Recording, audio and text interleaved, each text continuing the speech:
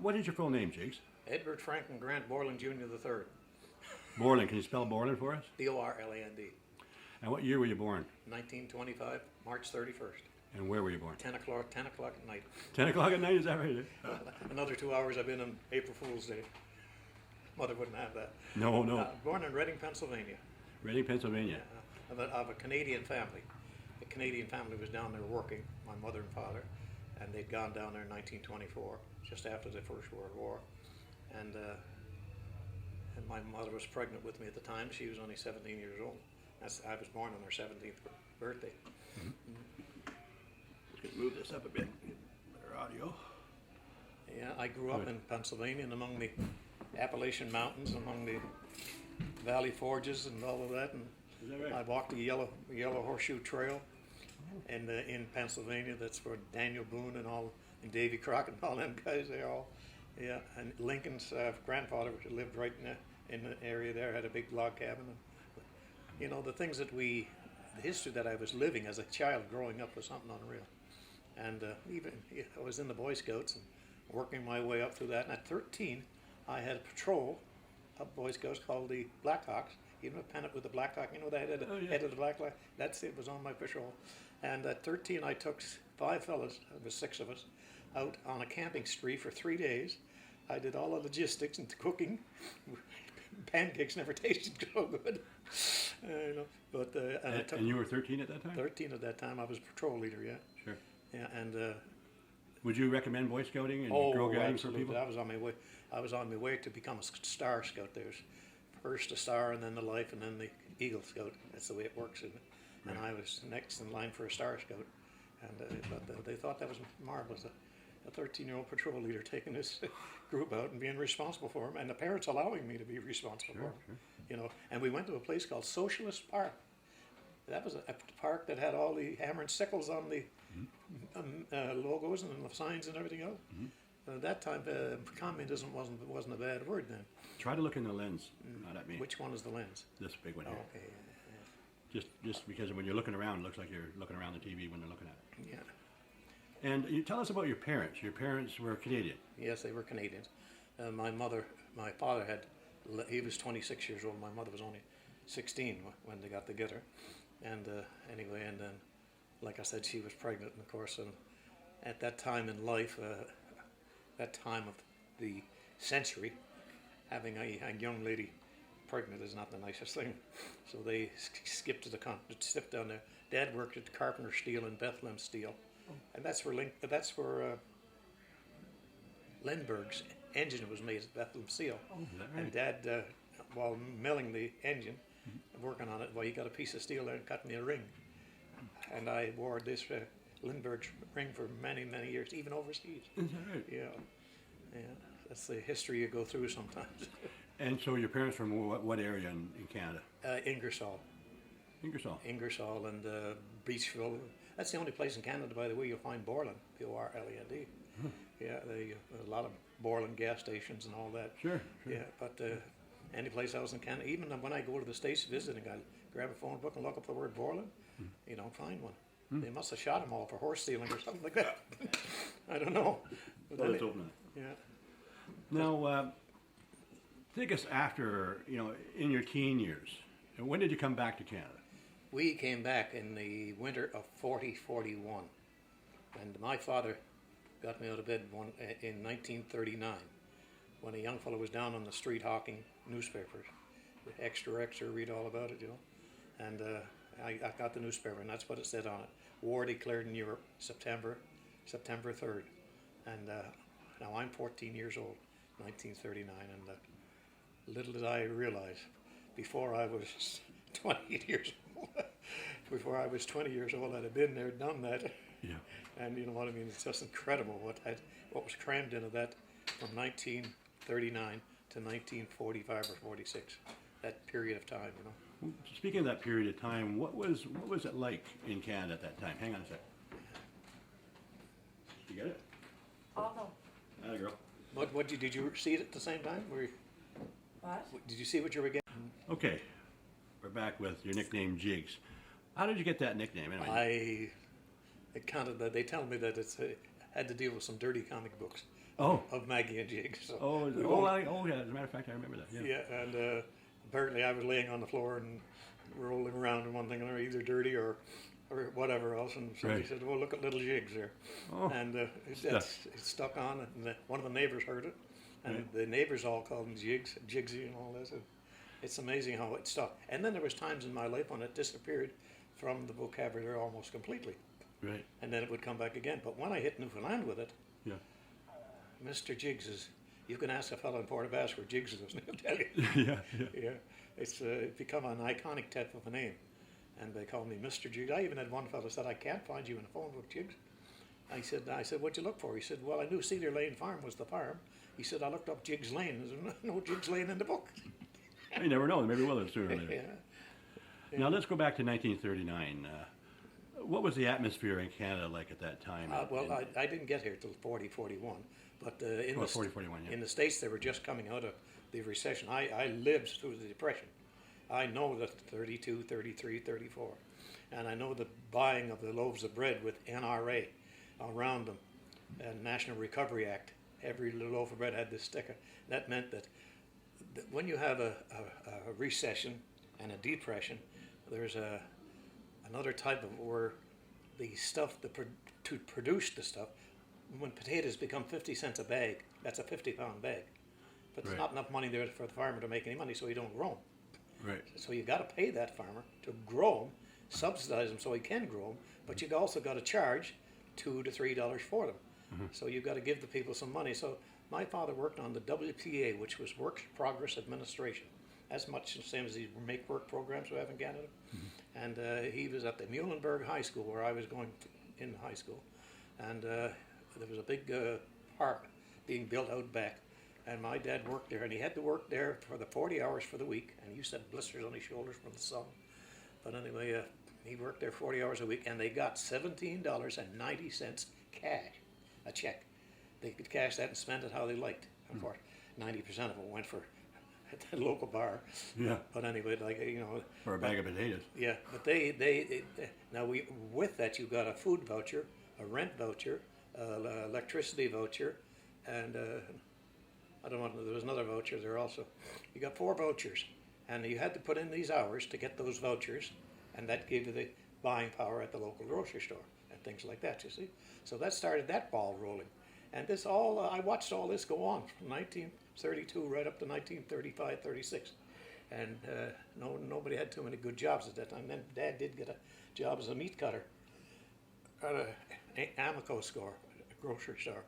And finally we started to become, instead of living in a 3-room shack with no water, no running water or anything like that, and sitting up on stilts and tar paper on the outside of it, typical. Anyway, we moved from there to Shillington, which was an upbeat place. And there we had a 3-bedroom house, upstairs, running water, bathroom, shower, you know, I mean, well, we'd be up in the world. And that's where I was living when my father got me out of bed that morning to go down and buy that newspaper. And that's what they said on the newspaper, war declared in Europe, September 3rd, 1939. Yeah, we never, to us, that down in the States, they weren't involved in the war, and they wouldn't be in the war for another 3 or 4 years. Not till 1942, was it, when Pearl Harbor took place? December 7th. And yeah, and that's the atmosphere that was there, you know. Nobody was excited about the war because we weren't in it, but now we were getting information. What was the last word?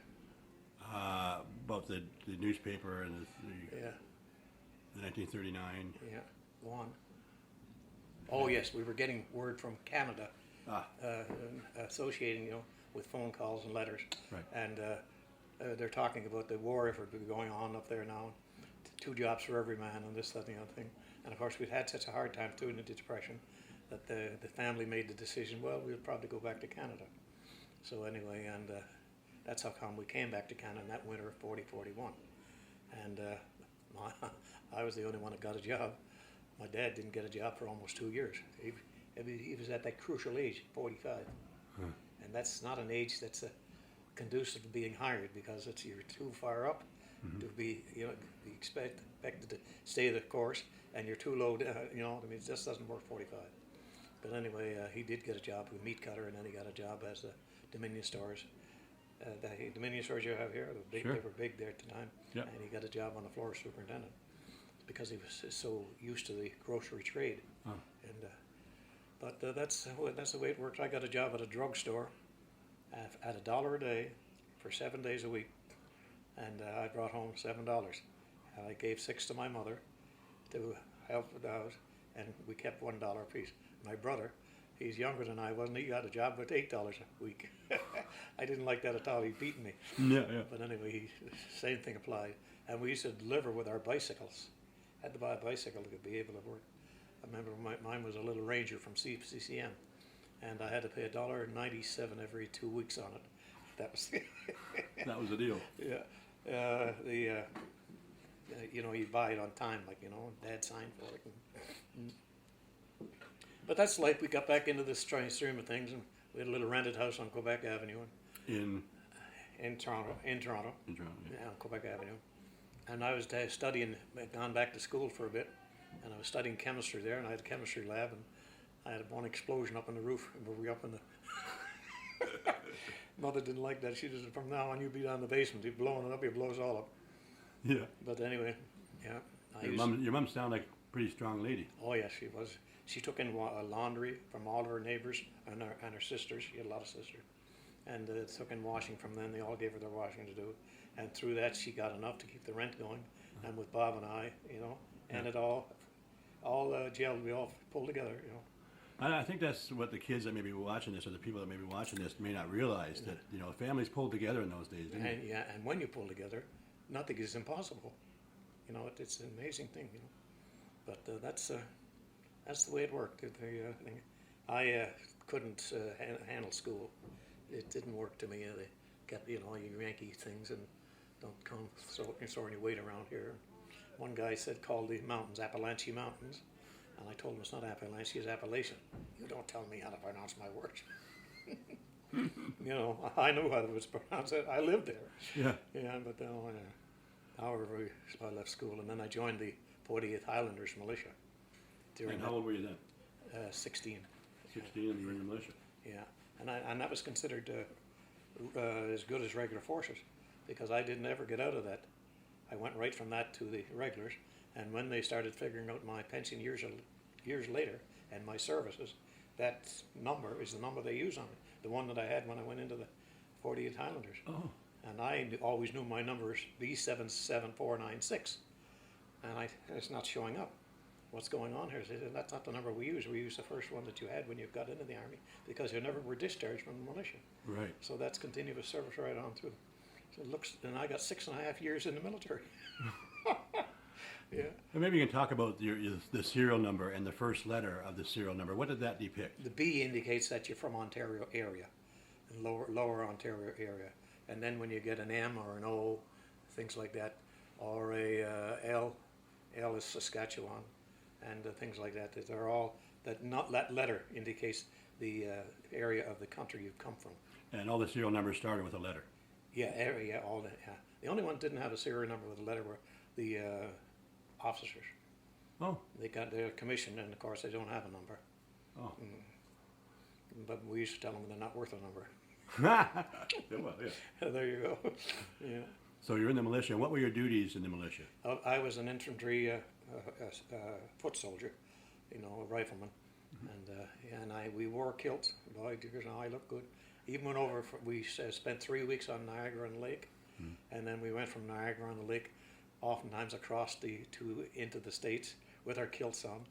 And when we get into the bars over there with the fellas, now I didn't drink at any time ever, but anyway, I'd get in with the fellas, and they wouldn't let them buy a beer or anything. I was like, no, and they torment them about what's under the kilt and all this.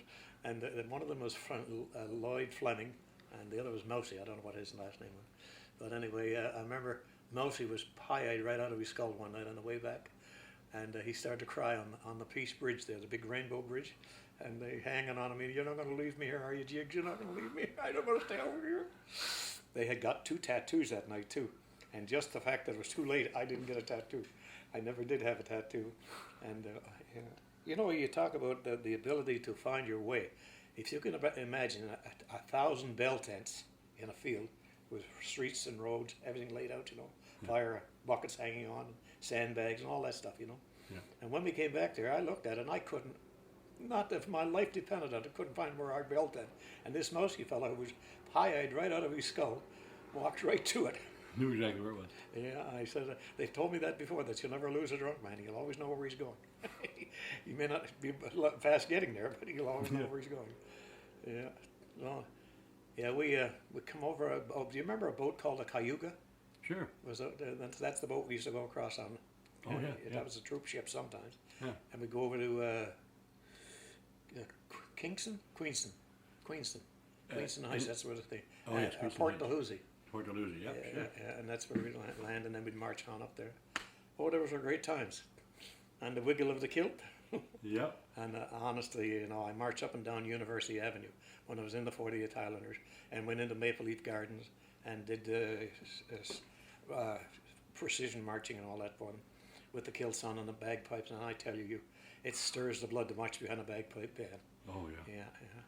I'll never see being overseas in one of the reunions in Holland, and they were lining up in Apeldoorn for the parade, and they had a big pipe band there, and we were going to be right behind the pipe band, and the fellas were arguing, who's going to lead the parade, and there was about 8 of us Recce fellas there, and that's one of the fellas said, he says, you guys let us all across Europe, he says, you can lead right now too. Yeah. Beautiful. Yeah. When was the last time you were back in Holland? Holland, Holland 2002, and Dieppe in 2007, I think, or 8. Yeah. What did you think of Holland and the Dutch people? Oh my God, it's I'd go and live in Holland, you know, if they wanted. They'd accept me. Yeah, me too. Growing up in the States, where I grew up among the Pennsylvania Dutch, and they, you know, and learned them, and the way there works, the Germans and the Pennsylvania Dutch and the Quakers and the Mennonites and all that. Gone. Sorry about that. We're back with Jiggs. Yeah. You were saying? But I remember going out to some of the German farms, they had big farms out by lakes and things like that. We'd go out there for picnics with them, because my father knew a lot of it, because he worked for a meat packing plant at the last of it. And I used to help him on a Saturday, slugging these quarters of beef around, and I'm only 14 years old. And I'd hop the can of beef on my shoulder.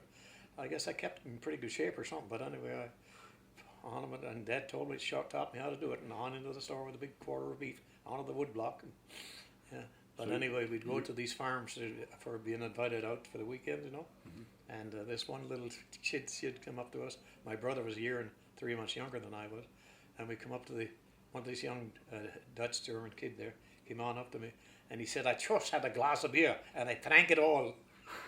And my brother and I started to laugh. He said, "Was slow?" And he says, "I just had a glass of beer and drank it all, and it was good." You know? Yeah. Oh my Jesus, let me laugh at that.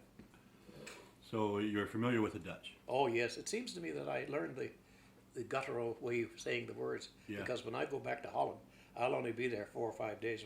When I swing right into it, talking with them and everything, and I bought myself a tape of Dutch and one thing and another, and I put the earphones on and I study on it, and my colleague and all that, and rijwielen and all the bicycles and the bicycle manufacturing and all. This is all part of the tape, and I study on it hour after hour, and you get pretty good at it, you know. Yeah. And when I go back to Holland and I start talking to them again, I seem to swing into the language pretty easily, you know. Yeah. I laughed. I thought it very strange, not strange, but very proud. I was over there to visit, and the Lions Club and had elected to look after me while I was there.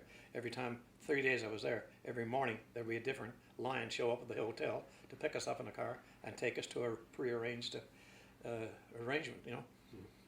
And this particular night they had taken me to a Lions meeting, and I was a past district governor, and anyway, and at the meeting I had my jacket on with all my medals and everything else, and speaking about the days of the war while I was at that area. This was up in Zeeland there, where that picture was taken. But anyway, they were talking, you know, like that, and I said, "Now that's enough of the war stuff." I took off this jacket, laid it down, and picked up my Lions jacket and put it on with all the badges on it. And I said, "Now, fellas," I say, I appreciate being here, and I must apologize for my very limited amount of Dutch that I can speak, Hollands." And one of the presidents stood up. He says, "Who's going to make the motion?"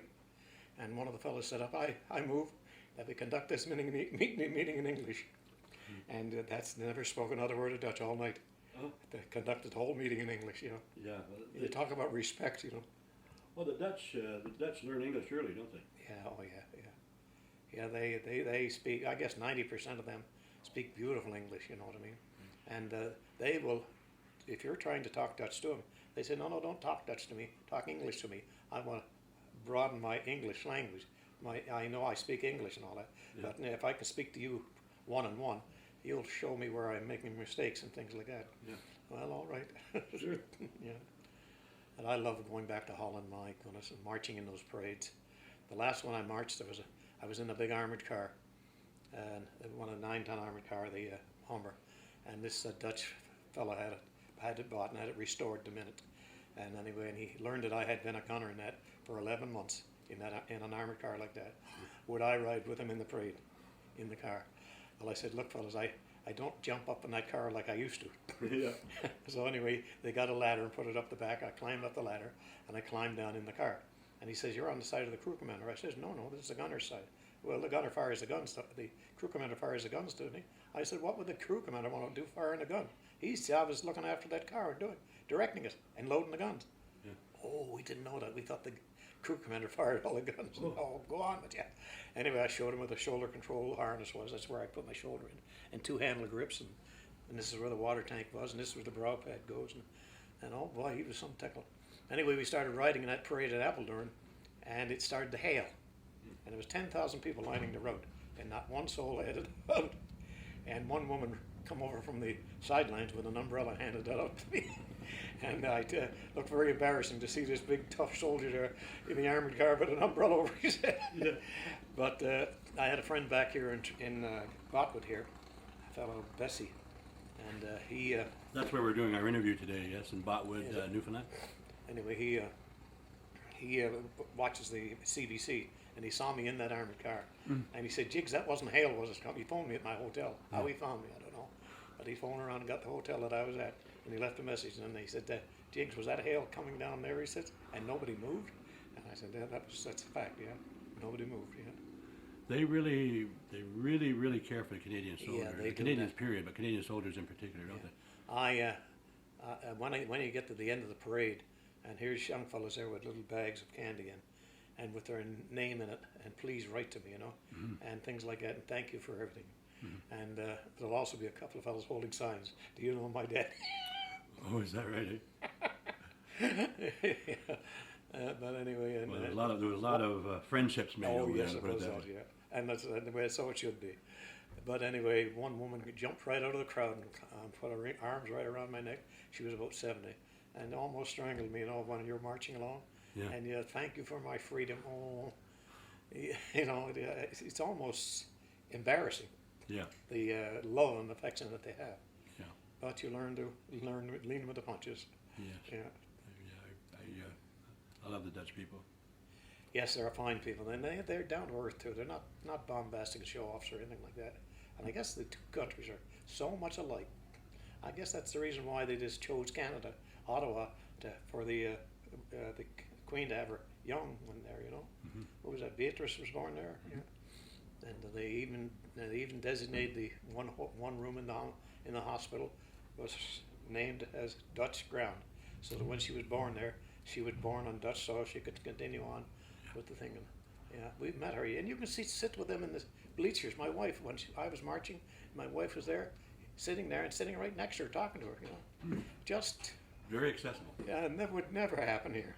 You'd have to have a couple of bodyguards here, or show off a little bit or something like that. Yeah, but not them. Yeah, but marching behind those bands, there was usually a band, and then a contingent of veterans. Then following behind them, there's usually 5 or 6, 7 of the Keep 'em Rolling Club, and then there's another band, and then another batch of veterans, and the whole parade is made up like that. And the parade will be about 4.5 hours long, but yet the total parade length is only about an hour long, and it being made up and going down to the other end and dissolved down there in the big thing. And where it's dissolved, usually they have all the vehicles lined up afterwards, and everybody sits around. Right? Carry on. That just sounds like Rube Rope wind anyway. Yeah. Well, let's go back now to your militia days. The training that you got as a militiaman, did that help you? Oh, absolutely. That was all basic infantry training. And I've always said that I was probably the best trained soldier that ever went overseas. I mean, I had that from 1941, infantry training. Then I went on to the regular force and did another basic training in Brampton, Ontario. And that's where the Ontario Police got an academy there now. Yeah. Right there on the main highway. And then I became part of the precision drill squad there. And I was on that for 2 months. And brother, we went every town fair and everything else around on this drill squad, and we had our pith helmets on and short khaki shorts, and we were snappy little fellers. Oh, I bet, yeah. Yeah, showing off. But anyway, then I went from there and I volunteered for the paratroopers and I went on to Winnipeg, and did get all the medicals out in Winnipeg. Then I was shipped to Shiloh, and I did 2 or 3 months in Shiloh, and on the second jump I washed out. I didn't make it. I had a perforated eardrum, and it started to bleed. The pressure, I guess, coming down or something like that. But on the first one, it bled. But I was sufficiently smart on the first one to wipe it off. But on the second one, I twisted my ankle. I was sitting there nursing my ankle. When the medic come on, he says, "Oh, that's all right. There's nothing wrong. Just twisted." He says, "But what's that?" And that was the end of that. I was washed out right fast. I shipped on back to Winnipeg. And while in Winnipeg in the Fort Osborne barracks, that barracks caught fire down in the sergeant's mess. And there was only 20 of us that would come back from the paratroopers. The rest of the people in Fort Osborne barracks were all recruits, 2 days, 48 hours, and try to get them out of bed now at 4 in the morning and get down. One guy picks up his shaving gear, is going to go shave, and there's a place on fire. And anyway, there's a picture of me in the Winnipeg Free Press, I think it was, and I've got a pair of rubber boots on and a steel helmet on, and up top of the building with a fire hose. They put the fellows from the parachute that come back, and we were the only experienced fellows there. They put us all with the fire department. What year would that have been? Ooh, I guess 43. Yeah, something like that. Yeah. Early 43 anyway. Yeah, it had to be 43. I got out of Brampton in April of 43, I think. Yeah. Right. But anyway, now they told us to clean the barracks too. We used to pick up the double bunk beds, head for the window, take the window, and they said clean it. They said clean it. We cleaned it, but there was one time they put me right down in the hole in the floor downstairs, because this was on a crawl space, but the crawl space you could walk in it, but it was not any dirt, and the water from the thing was down there, from the fire was all down in the basement, down in this crawl space, but there was fire on the floor joist downstairs. So they put me down through a hole in the floor, into this water, came up to about my knees or something like that, and I could see the fire on the things there, and I headed back along, and with my hose, and I managed to finally get all of the fire off the joist, and knocked it down. But when I did that, I couldn't see suddenly. I'm in the dark. Oh, the only light there was the fire. It was the fire itself. Somebody hand me a match. But anyway, I said, "Fellas, don't pull that hose. Just keep it tight." And now I'm coming back on that hose. That's the only way I know where to get. Anyway, I made it back to the hole and up to the hole. Yeah. But then by this time, I remember the first thing, we were out in the parade square when the first fire had been called. And this is early. This is still fairly dark, maybe 4:35. And we're standing in the parade square there, out back of the building. And there's a batch of quacks there in all various states of dress and undress. And there's a bunch of soldiers there, all states of address and facing each other. We were there for a full hour, standing looking at each other. What are quacks? Yeah. What does quack mean? Yeah, they were quacks and waifs and all that, Oh, the female soldiers. Yeah. But anyway, all of a sudden one son of a gun of a killjoy sergeant came out and said, "About turn." Yeah. And we all had about turn. Well, so much for a fun day. Yeah. But anyway, after the fire was all knocked down and out, then they had to get rid of these guys. They had no place to go. So they gave us all our documents. First time I ever had my documents. I could read all of the things all. And they gave me a food voucher, a bag lunch, a voucher to Toronto, and onto the train we went. And they got rid of, I guess they got rid of almost 500 soldiers that were fast. So then they built it at different places. But yeah, I don't know. Sometimes I'd like to go back and try to research that fire. Yeah. It would be something that's one of the research. I know all about it. And I Do know, you remember what date it was? I don't know. I mean, it'd be 43, but it'd be like between May or June, you know. be May or June of 43. I'll Yeah, see what I that's can what find I out. think, you know. And Maybe one of our In the kids out there archives. that are watching this can do it. in the archives there are the tombs there, the newspapers. You should be. They'd probably have all of that microfiche. Oh, you sure, know. yeah. And right on the Red River there, because we used to swim in the Red River, and that was a no-no. We'd dive in way up the curve and swim all the way down. And usually the police would be waiting for us at the other end, telling us that we'd charge you for that. He says, but get back in where you belong, he says. Yeah. But I remember going to the big zoo they had there, Assiniboine Zoo, I think it is. Big zoo, beautiful zoo. In Toronto? No, in Winnipeg, yeah. Yeah, then they were shipped back to the exhibition barracks, and that's where we were reposted, and we were there for a month and a half there. That was called the Horse Barns? No, I slept in the Horse Palace over there. The Horse Palace, yeah. Yeah, I slept there.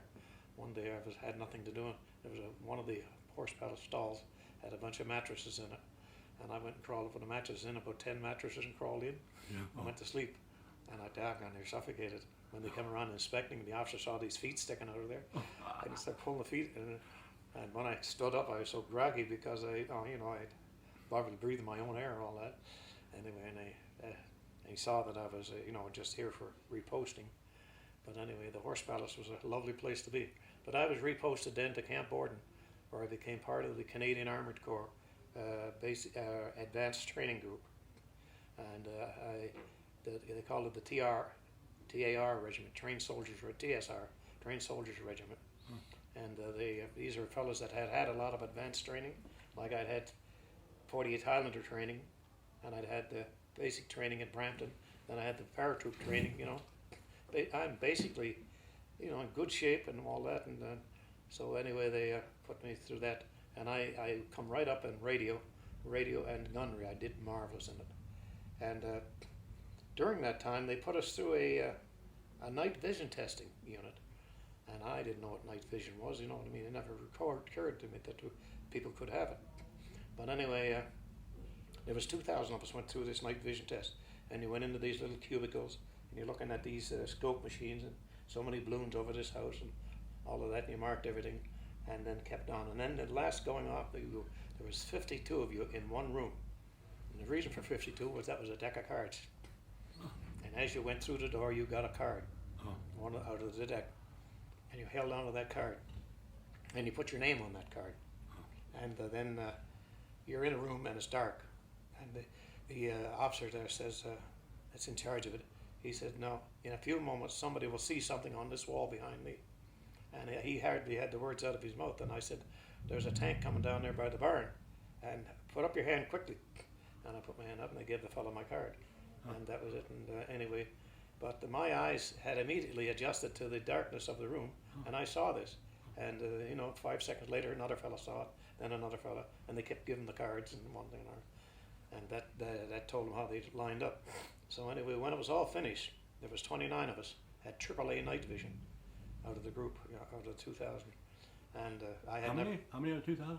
29. 29. Had AAA night vision. There was a lot. There were AA and a lot with A night vision. Yeah. Categorized. And I never even knew there was such a thing. And even today, if I'm walking in the woods and somebody has a flashlight and it's coming and going, I either have to get way behind it or get ahead of it or turn the light off altogether. I can't stand it. My eyes are coming and going, and I get seasick as a dog. Yeah. And it's still today, the eyes do react to the night. I can go into a room now, even my bedroom, just wait for a second and I see everything in the bedroom. Somebody else is stumbling over everything behind me. Like me. Yeah. But anyway, when I went overseas, I was perhaps the best trained soldier because I'd had almost 4 years, between the militia in 41 and this is 44 now, late 43 or 44 when I finally got overseas and got to where I was going to be posted from Canadian Armoured Corps Reinforcing Unit in Woking, CACRU they call it, and I was scheduled to go to the 8th Recce, but there was no room in 8th Recce for me yet. They hadn't have all our machinery and everything else, so they asked me at that point, would I like to take another course? it was at that point I said, well, I'd like to take a motorcycle course. And I lived on a Harley Davidson 45 for the next 7 weeks. Out in the woods, going down gravel pits, out of gravel pits, through tank traps and through getting lost in slit trenches and all of that stuff. And I lived on a Harley Davidson 45. Big old saddle seats on them, and they were lovely, yeah. But, Why didn't you continue on with, say, dispatch riding? no, it was just an addendum to my schedule. Oh. When I was in the front, and I'd get knocked out of an armored car, lose it for some reason or other. Right. This was on my record. Then they say, well, go back to supply and get a motorcycle, and you can dispatch ride for a few days till we get a new armored car. And lo and behold, what did they give me? A Norton. Huh? I Never ridden one. never ridden one of them, and right out of the box too. And boy, you couldn't touch the throttle on it. The back wheel would skid out on me in a cobblestone, and I was in front of a bunch of Dutch people at the time. And I lost this bike about 7 times into the ditch, and the Dutch people would help me back up on the road. This brave Canadian soldier, and they'd hold the bike for me while I got on it and everything else. And one batch at the last, they pushed the bike along to get me rolling a little bit. So, and the throttles were so touchy on me, you know what I mean? Yeah. And I finally got going. Well, brave Canadian soldier had to get. This was in Holland then? This is in Holland, yeah. With the motorcycle, Yeah. the Norton. Yeah, So you just had to jump on one day to get something done? And yeah, that's right. That's what they gave you a job, and you dispatch ride or point ride for convoys and things like that. You did that? Yeah, oh yeah. Point riders is a normal thing. That's why it struck me strange when I was on the way to Dieppe, for the liberation of Dieppe, when I'm coming around the corner and here's a convoy of German trucks and big guns too, but it's an anti-aircraft unit. We don't know it. We just know the Germans there with big guns. Yeah. That's all we know, when you see it. And here's this German dispatch rider in big leather coat and scuttlebutt and hat on, and standing there with his hand up for me to stop. And I yelled Jerry and all that, and down come the slam of the gate and the door in front and all that, and we started shooting. But you don't ask questions, you know what I mean? And he thought I was on one of his own vehicles. There's no marks on the front of our vehicle, and he had never seen. It was an anti-aircraft regiment. He had never seen an enemy vehicle or an enemy tank or anything like that. And I had a black hat on, and they all have black hats on, and they're armored units. So that was it. And when this guy's in the front of you there at 5 o'clock in the morning, and you're just out of bed a bit, and you come around the corner, here's a German standing there with his hand up for you to stop. You talk about a reality check. But he said, what do you do? He says, you reach around behind you, grab a handful of that brown stuff and throw at him. I said, where are you going to get it? He said, don't you worry, it'll be there. Yeah. Okay, let's go back now You can delete that, by the way. So we now you're now in the regular force in Canada, and you're training and boarding. Yeah. And what happens after that? And well, I learned to drive tanks too. A lot of things happened to me in Borden too at that time. Marshal Zhukov, who was a Russian general, was over visiting at the time. Oh. And it's amazing how these stupid things occur to me. They selected me to be his gunner in a tank that went out on the range. Oh. Marshal Zhukov sitting in the tank there. The interpreter was there with him. Why me? I don't know. Did I have that stupid look to me? But and then when we came back, I had a Sten gun at the time. Was my weapon. And one of the other officers that was there with it, he said to the marshal, he said, would you like to try the Sten gun? And this little Sten gun, he said, soldier, give him the Sten gun. So I gave him the Sten gun. And he aimed at a target that was down the range where it's supposed to be, And he took the heart right out of it. Oh, I wouldn't want to be. You talk about it. Yes, sir. Took the right circle right out of it. Yeah. And I never forgot that fact that they were visiting delegates, to another country's military. And Marshal Zhukov, I remember it well. But why, why me, There was one thing about it. They had a unit there where they got you in the turret. It's a mock-up turret, a makeshift turret, and they got you into that unit. It's called a RYPO, R-Y-P-O, rolling, yawling, pitching, and oscillating. That's what it stood for. Nobody could spell it, but anyway. And this here was all on hydraulic and wheels going. And when you're in the turret, you got the gun, and you got it fixed on a target, but it's doing this. You're going across countryside, and I had learned the ability to get up to my toes and just stay on my toes, and my knees would take all the shock, and I would stay right level. and do that. And he said, "How do you manage to do that?" But that's the way I learned to do it, and I could keep the target right on and hit it every time. You know what I mean? And they couldn't. And maybe that's the reason I was picked. I don't know, but yeah. Geez, it's almost like you could train other people to. But Yeah. I mean, that's more of an instinct, isn't it? It is an instinct, yes. And you get up in those knees. Most people didn't have strong. My legs were strong from the paratroopers, from throwing them logs around and everything else, and I guess that it was a help too. Yeah. But even overseas, when I finally got into the battle with my armored car, I used to do that lots of times, going over a rough countryside, and I'd be firing at something there, and I was right on it all the time. And of course, that was easy to do because I was shoulder control harness. If I had to do this all the time, wheeling it up and down, I wouldn't have been near so accurate. But shoulder controls, you could be right on. Yeah. So Boys used to take bets on me what I was going to hit next. was that? I didn't learn this till about 5 months into the war. You know what I mean? And the guys were taking bets on me in the back there. $5 he puts it in through the door. Yeah. So and you had tank training then, and I had tank training, and I finally went on into the reconnaissance. After my after my motorcycle course was done, I was shipped out to the south coast my regiment, and was put into an armored car. But there was no room actually in a car. A funny thing, when the troops consisted of 36 men, 12 vehicles, 3 men to a vehicle, and that's a crew commander. And then there's 6 crew commanders, and that's the way it works, 12 crew commanders, 2 officers, and then 10 NCOs, and then there'd be 12 gunners and 12 radio operators. That's the way 12 drivers, and that's the way it's set up.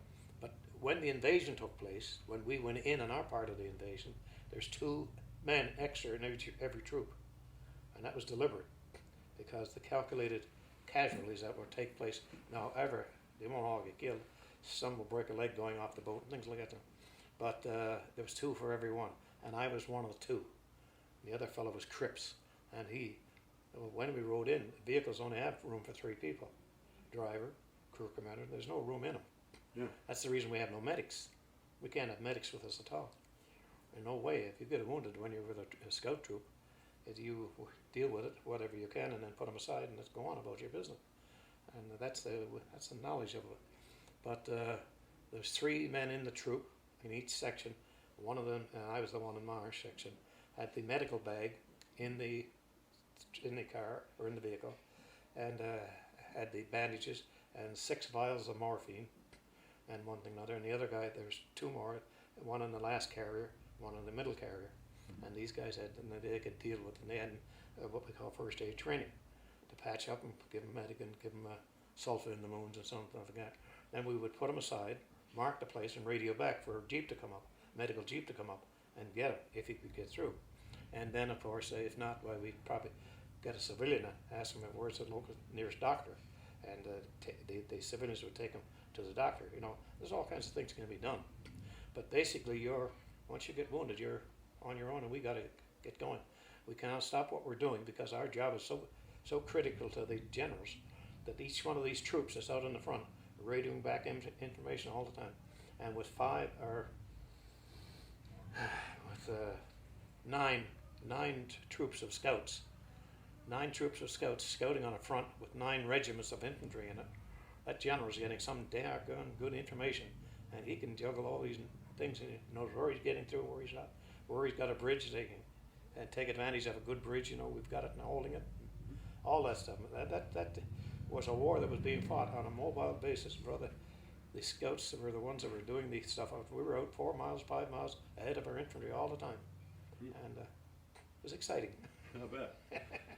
So back to Borden, and where did you go from Borden?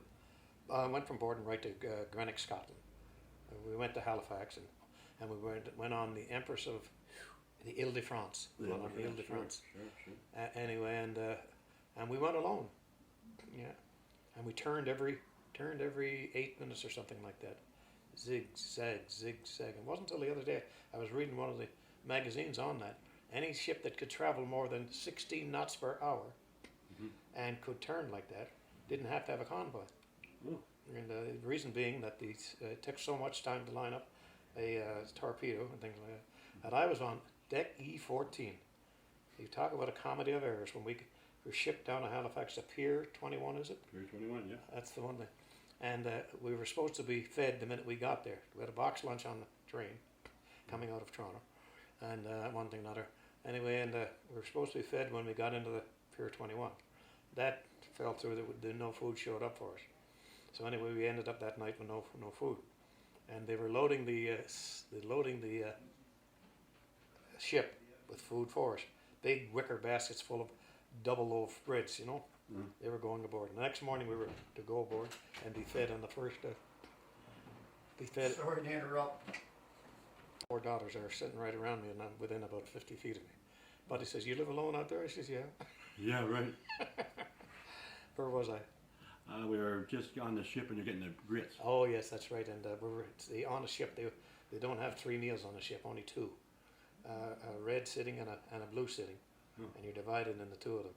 And I tell you, and when you're feeding 7,000 or 8,000 men, I say, Yeah. the average cup of tea goes a long way. Yeah. But anyway, and we missed that, and we missed the first sitting, so we're going to have to wait till this afternoon sitting, which starts at 2 o'clock. Mm-hmm. Oh boy. Anyway, and they're loading these wicker baskets full of bread, and the fellows they're getting that hungry now, almost to 2 days without food, and they charged these baskets, and they upset the wicker baskets, and was double loaves of bread all over the floor.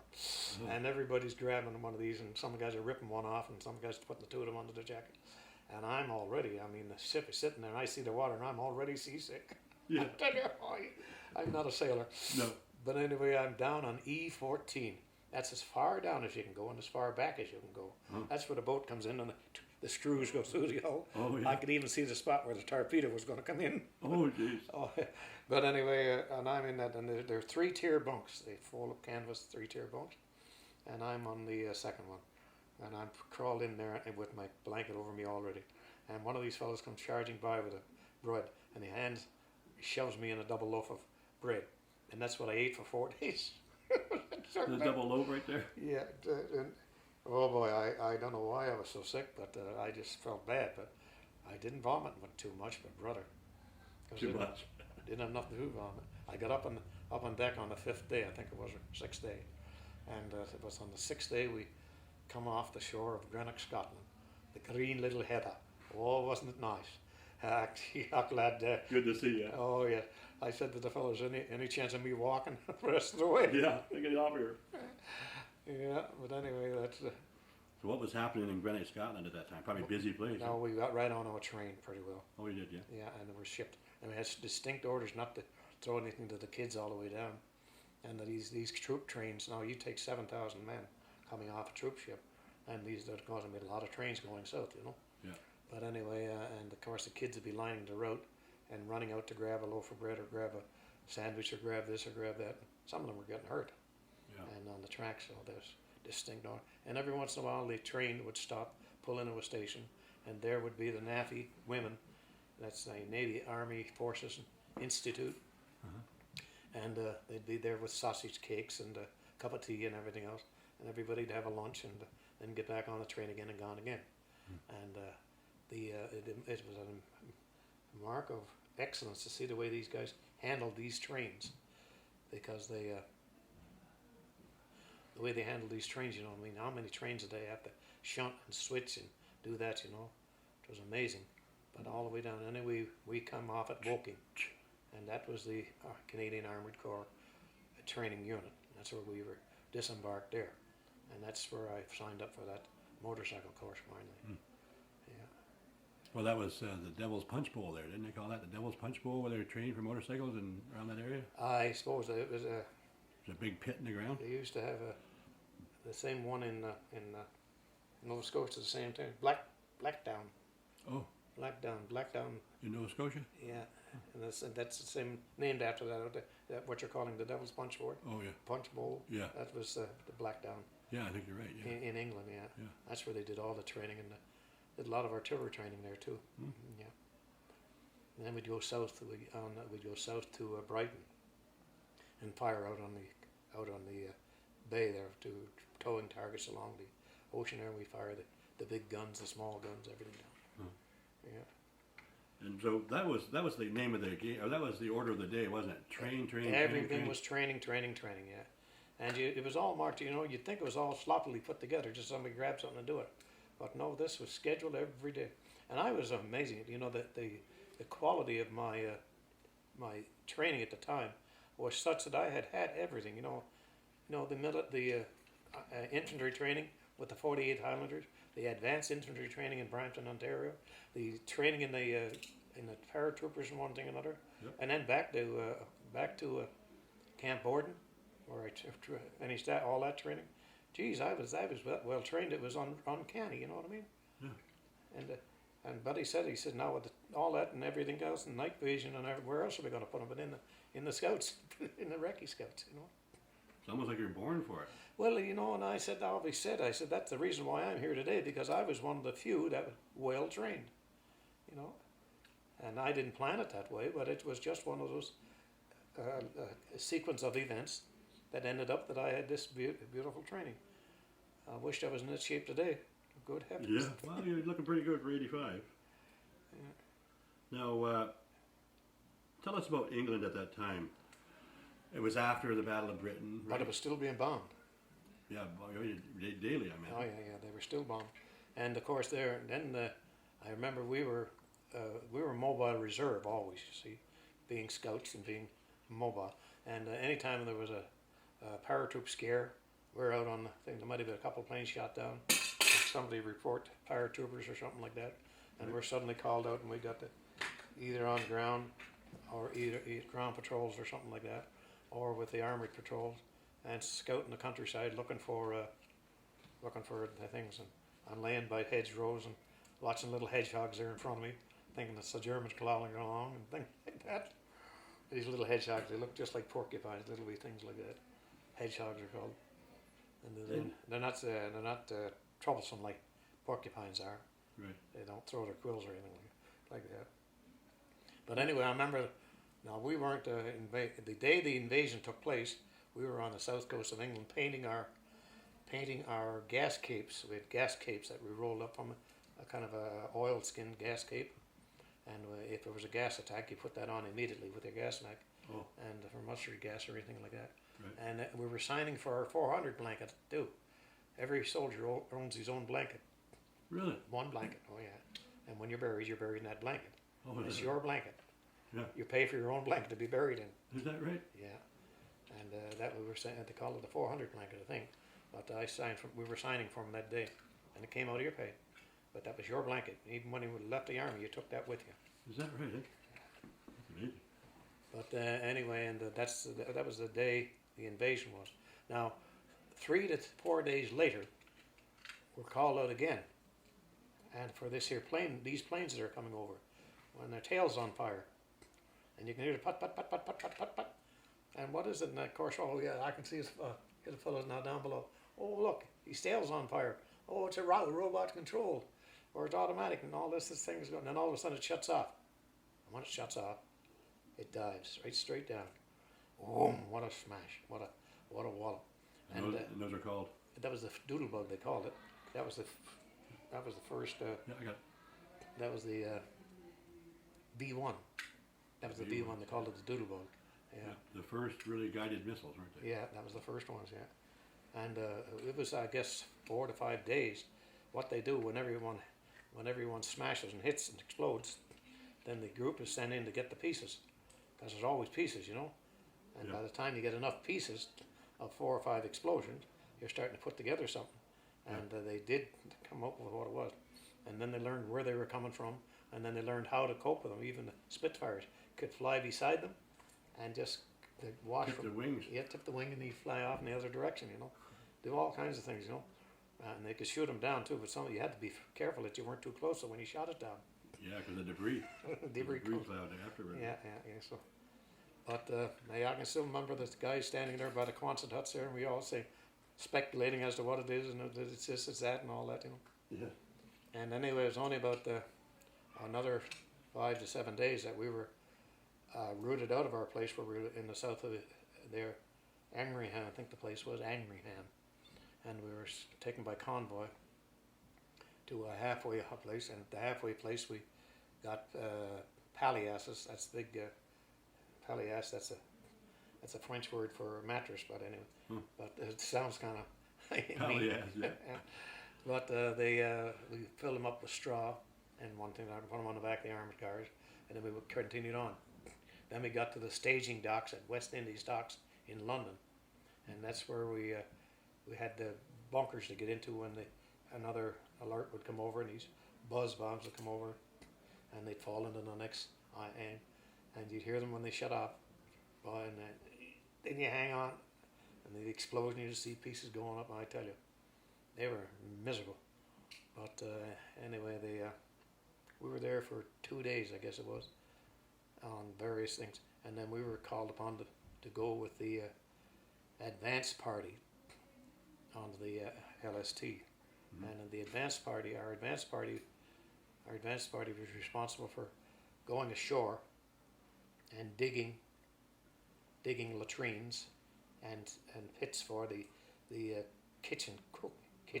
There was these panniers and fire outfits that gas fired stoves that cooked the potatoes and all that and things like that. And we had to set all that up in this big field and hope that the fun hadn't moved too fast, that we had to do it all over again. Yeah. But anyway, that was the 26th, I do believe, and the rest of the regiment came on the 30th, 4 days later, and that was the 1st of July, and they were taking on the Capper Cay airfield outside Caen. Right. And So just to go back a bit, the crossing itself. Oh yes. Can you talk about that? The massive. Yeah, you could almost walk on ships across. And it's surprising when you look at it. It takes you 3 days to come from the West Indies docks in London to the shores of Normandy, which is a distance looking across about 80 miles. And we do it in the ferry. I've done it in the ferry since then, in 3.5 hours. Yeah. You know, and which took you 3.5 days. Yeah. But only because you couldn't move.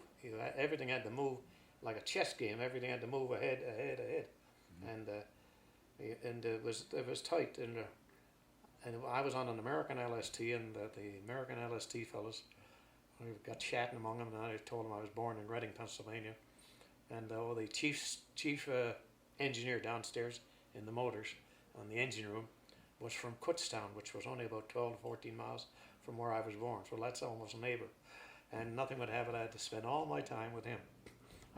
We didn't have anything to do on board, and to just stay out of the way and sit quiet. And the boys eating their lunches when they get them and one thing and another. But I lived on pressed duck and iced donuts, glazed donuts and coffee anytime at all. And I slept in his bunk. Well, my, oh my, oh my. And when the fellas learned that I had all this here posh treatment, Yeah. they're a little bit vexed. But I should have had some of them with me. But that fellow, I can't remember his name anymore, but I did go to visit him years later when I went to where he lived in Kutztown. My mother and I went on back down to Reading to visit him, and we went up to visit him, and they were tickled pink that we had come. But anyway, he was showing me how to splice ropes and how they splice steel cables and everything else. But he was a real knowledgeable. He'd been on 2 invasions before, one in Sicily and one in Italy. And can you talk about the first time you seen a body floating in the water? I was sitting with him at the time when he's showing me how to splice on the fantail, and when I happened to spot a body floating off in the water, and I yelled to him, I said, "Hey, there's a body out there," and all he said was, "Yeah." I said, "Well, ain't you going to do something about it?" "What do you want to do about it?" "Well," I said, "What do you want it for?" I said, "Well," he was seeing how, here's this young fella, now I'm not very old, barely 17, and how it's affecting me, and kind of a reality check. But anyway, and I saw how it was affecting me, and he said, the captain will see that body now, and he'll radio with the MTV, that's a motor torpedo boat, which is nipping in around us all like this. He said they'll get it, and they'll put some weights on it and sink it, or else they'll put some dynamite in it and blow it up. Well now, no funeral, no nothing. Welcome to World War II. Yes, welcome to World War II. What a reality check that was. But I must say, this fella straightened me out an awful lot on what to expect and all that. And every one of these ships had a barrage balloon or two on them. Oh yeah. Big cable on them, and out front and out back. And you could put these balloons up. He inflated these dirigibles, and you inflated them. And as you come ashore with your ship onto the beach, Yeah. as you come ashore and on the beach, you run up at either low tide or medium tide, and the ramp went down. But then you went, these big balloons went up above you, and they went up for about 1,000 feet. And that meant that any plane that flew over could never dive down to strafe anything. And they were up out of reach, and if they did come down, their wings would touch on the cables and just loop the plane off. You know. But they were a marvel. Somebody come up with that idea, and I don't know who, but there was, as far as the eye could see, you see barrage balloons. And now before that ship left, they had to haul them down and deflate them. Right. They take all that, then put them all away and back out again, back off at high tide and gone for another load. It's funny how the technology happens. In Well, time yes, of and war. you say that the raid in August the 22nd was a complete waste of time. But everything that was learned on that Dieppe raid was incorporated on this. Right. And the success of D-Day is largely predicated on the information that was learned on the Dieppe raid. Now, that's a hell of a way to do it. Yes. Knock off 900 men in 20 minutes to do that. But I mean, the Dieppe raid was not a good thing, but it was sufficient that they learned what not to do. You know, and never try to invade a fortified point. You know, and the coast of France was the least manned from the point of big heavy machine gun nests and all that. Right. Although there was lots of stuff there. Okay. Now we're going to change the tape quickly.